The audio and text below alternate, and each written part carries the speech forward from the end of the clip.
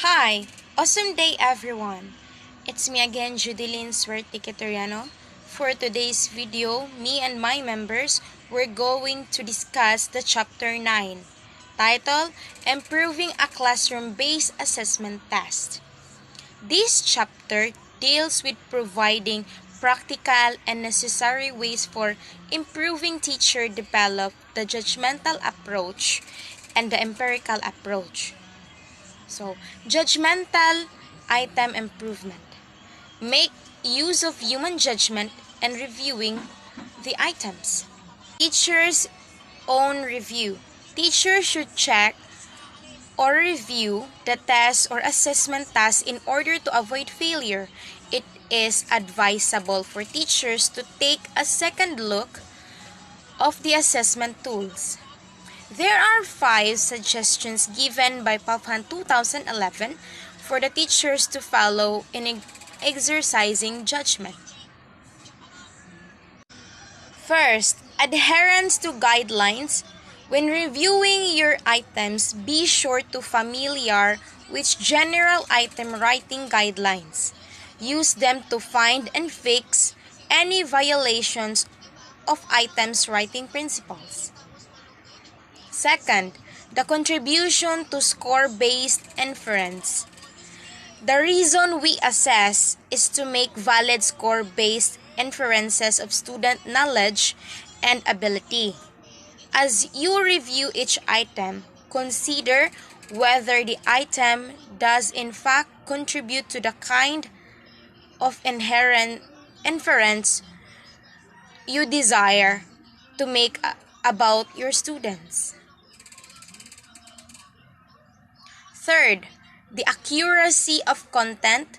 Sometimes there are instances that there are some informations inaccurate in the past but seems to be obsolete at present.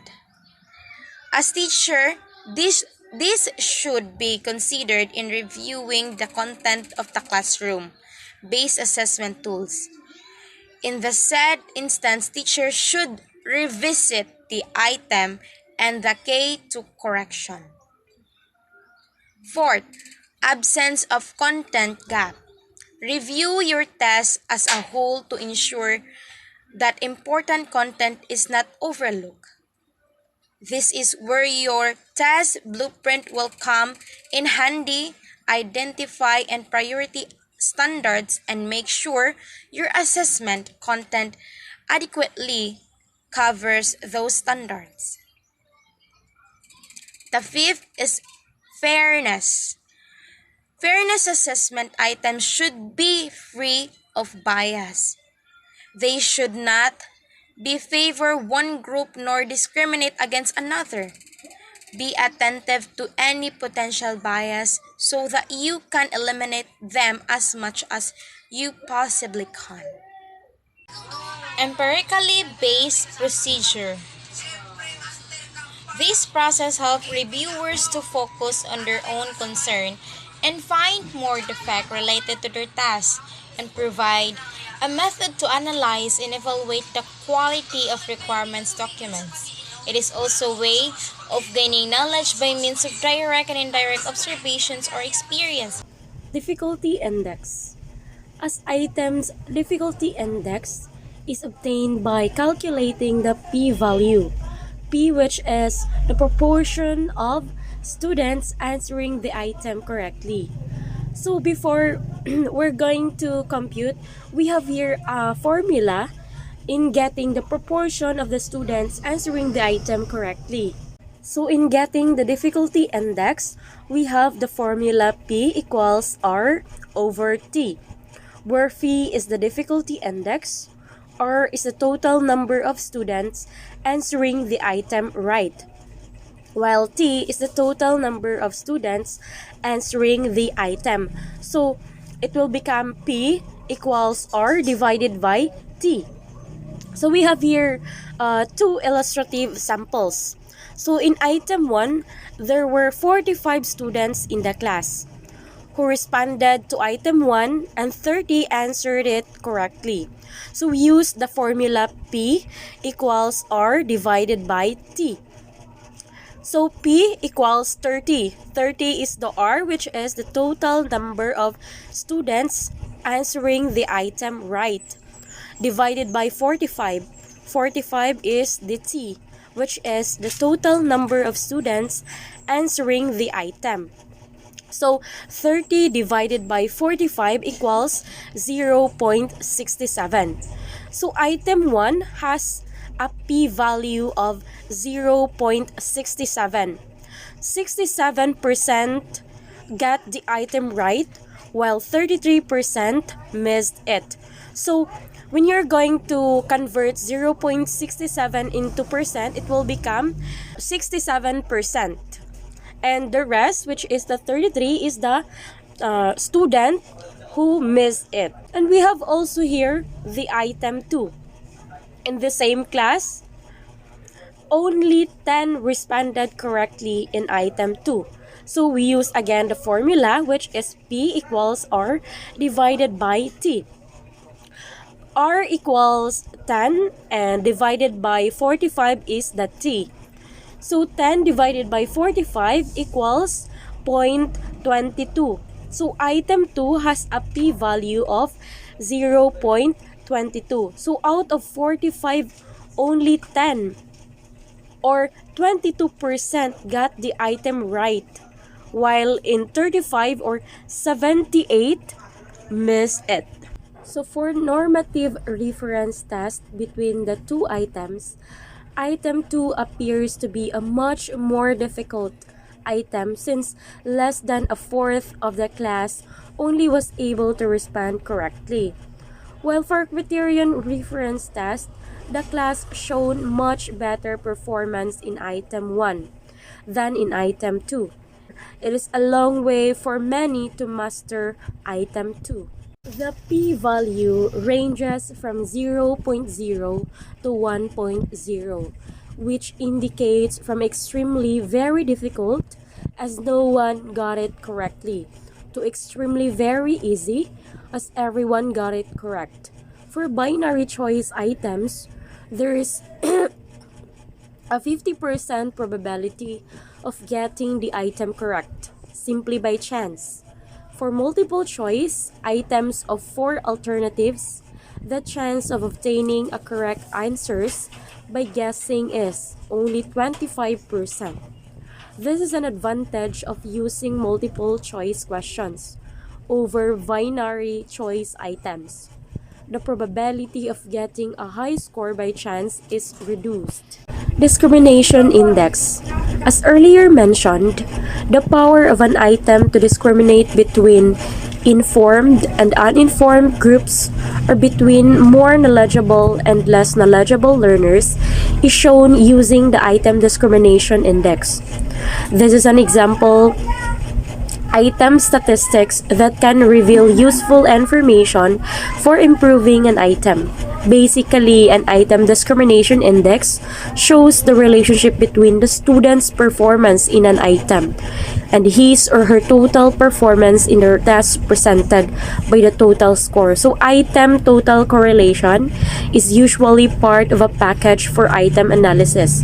Getting high items total correlations indicate that the items contribute well to the total score, so that the responding correctly to these items gives a better chance of obtaining relatively high total scores in the whole test or sub-test. Discrimination index have 3 types. The positively discriminating item, which is the proportion of high scoring group is greater than that of the low scoring group.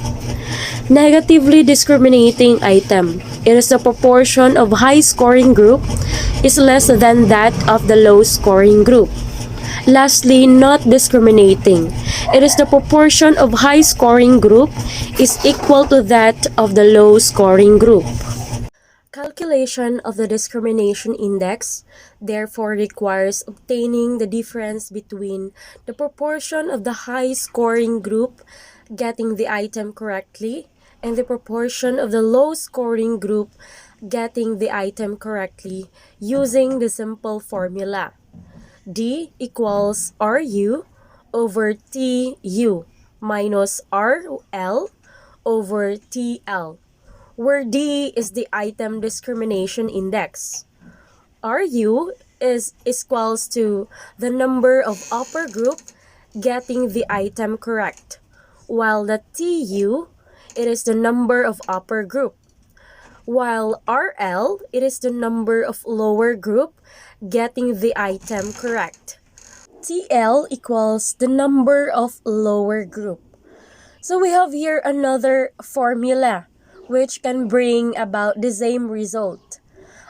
D equals RU minus RL over T, where RU equals the number of upper group getting the item correct. RL equals the number of lower group getting the item correct, while T equals number of either group.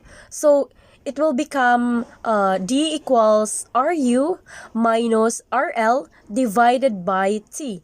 As you can see, R over T is actually getting the p-value of an item.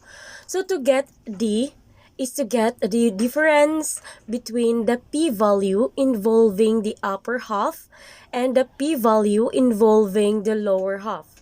So the formula for discrimination index, D, can also be given as D equals PU minus P1, where PU is the p-value for the upper group, RU over TU. P1 is the p-value for lower group, RL over TL. To obtain the proportions of the upper and lower group responding to the item correctly, the teacher followed these steps. First, score the test papers using a K to correction to obtain the total scores of the students. Maximum score is the total number of objective items. Second, order the test papers from highest to lowest score. Third, split the test papers into halves, a high group and a low group. So for a class of 50 or less students, do a 50-50 split. Take the upper half as the high group and the lower half as a low group. For a big group of 100 or so, take the upper 25 to 27% and the lower 25 to 27%. Maintain equal numbers of test papers for upper and lower groups. Then fourth, obtain the p-value for the upper group and p-value for the lower group. P upper equals RU over TU, and also P equals RL over TL. So in fifth, get the discrimination index by getting the difference between the p-values. Table 9.2, Guidelines for Evaluating the Discriminating Efficiency of Items. So as you can see in the table, there are discrimination index and item evaluation. So in discrimination index, it has 0.40 and above, which is very good items. So when we say very good items, the items that you've chosen, like multiple choice, is very good. No, it has wala din na siya kinahanglan o kanang revision. It's because nakuha na ang objectives of your doing the assessment. And the next is 0.30 to 39, reasonably good items but possibly subject to improvement. So it is the average level of the computation doing of the by evaluating the assessment of the students. So it's an average, so it's either good items, pasado siya, but there are possible na kani siya kinahanglan na siya og improvement. And the next is 0.20 to 29, marginal items usually needing improvement. So kani siya, it is a lower of the average percent or scores of the students. So kani siya nga marginal items or percentage of the evaluation of the assessment during the evaluation in the assessment of the students it is below in the average. So it means kinahanglan ni siyang improvement kay wala nakuha or wala napasar sa mga students ang assessments during the computations of the teachers. And then the lastly is the point 19 and below, 4 items to be rejected or improved by revision. So kani siya, it is a very poor or lower items. It's either ang kaning items it should be improved or revision.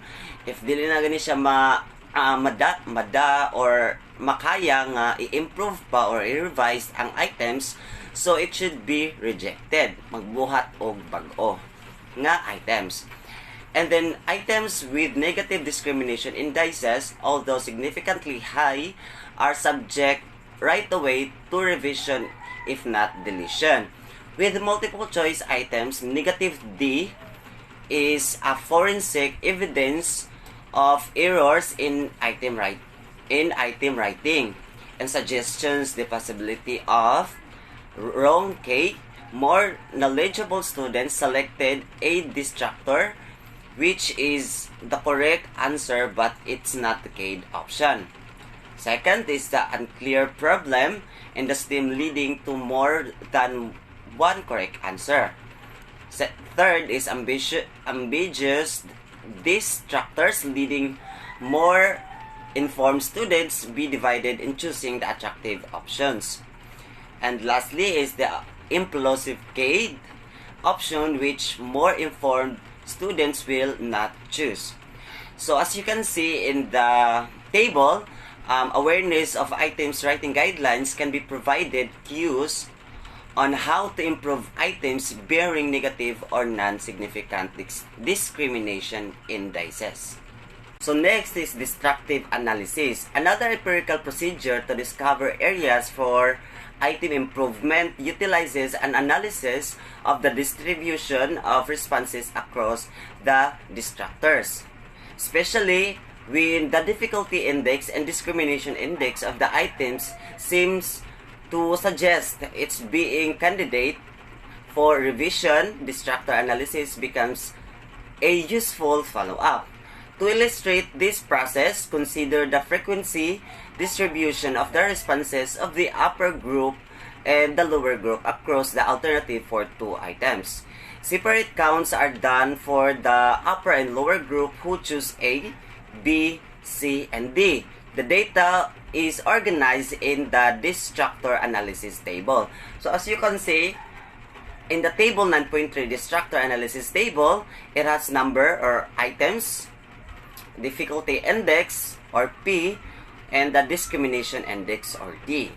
So in the group, there are upper and the lower group.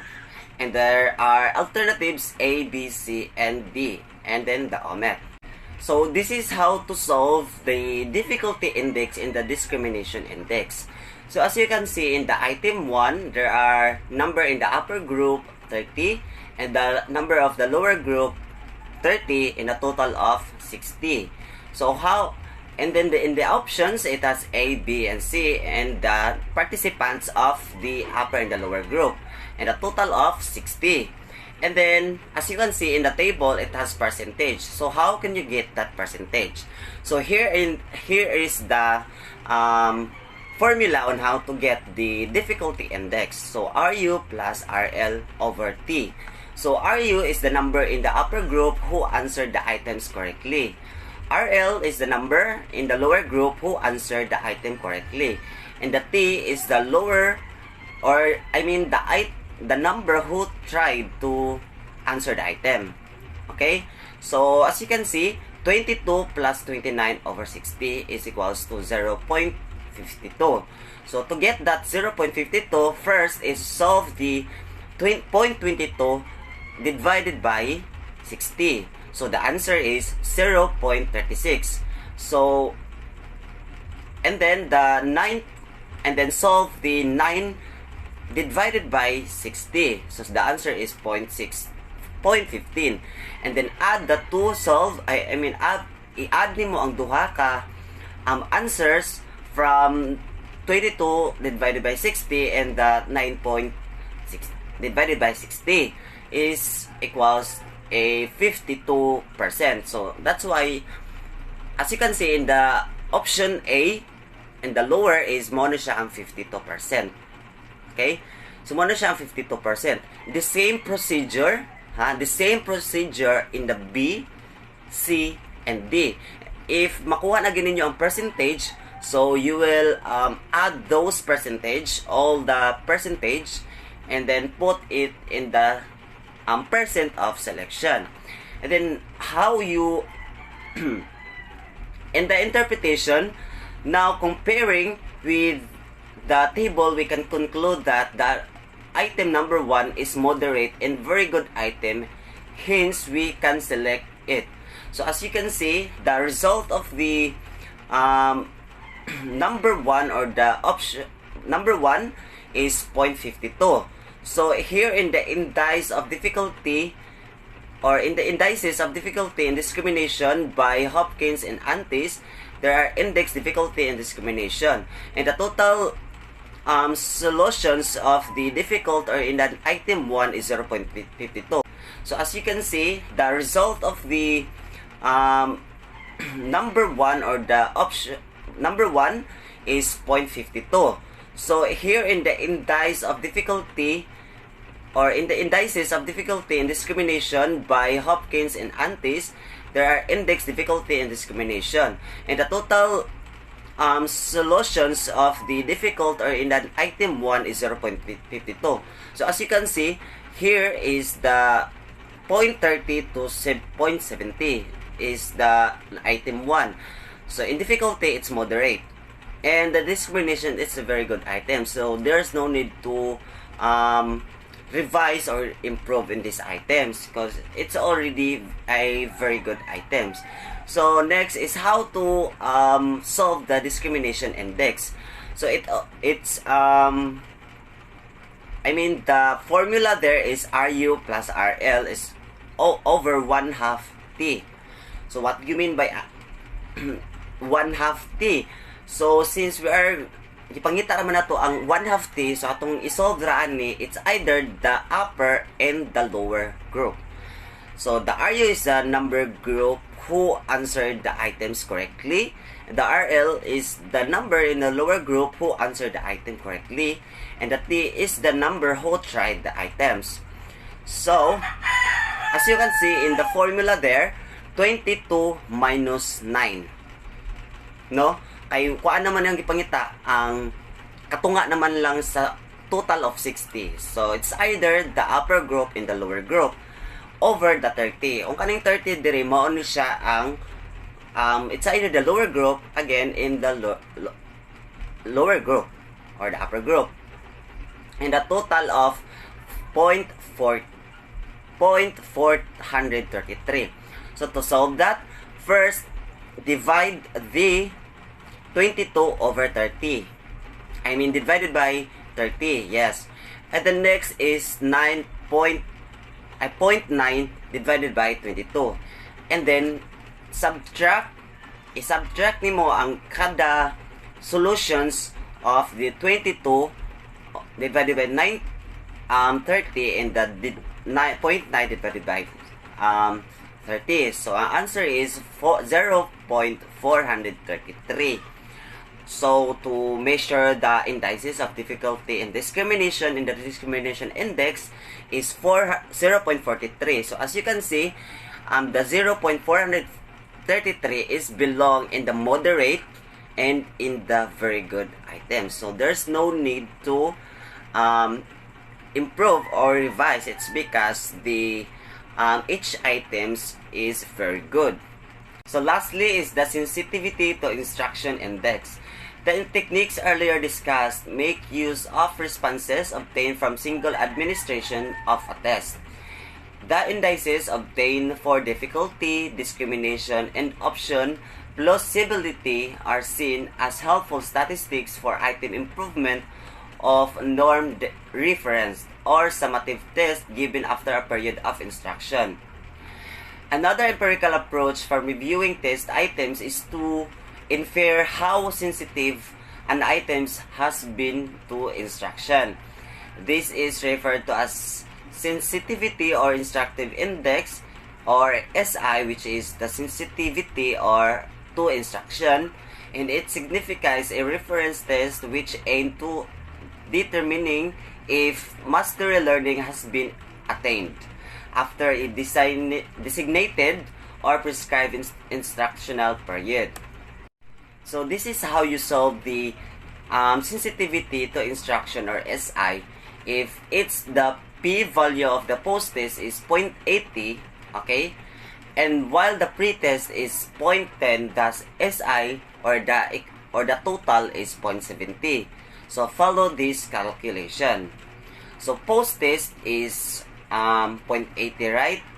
And then the pre-test is 0.10. So subtract those percents, or the percents of the post-test and the pre-test. So 0.80 minus 0.10 is equals the 0.70.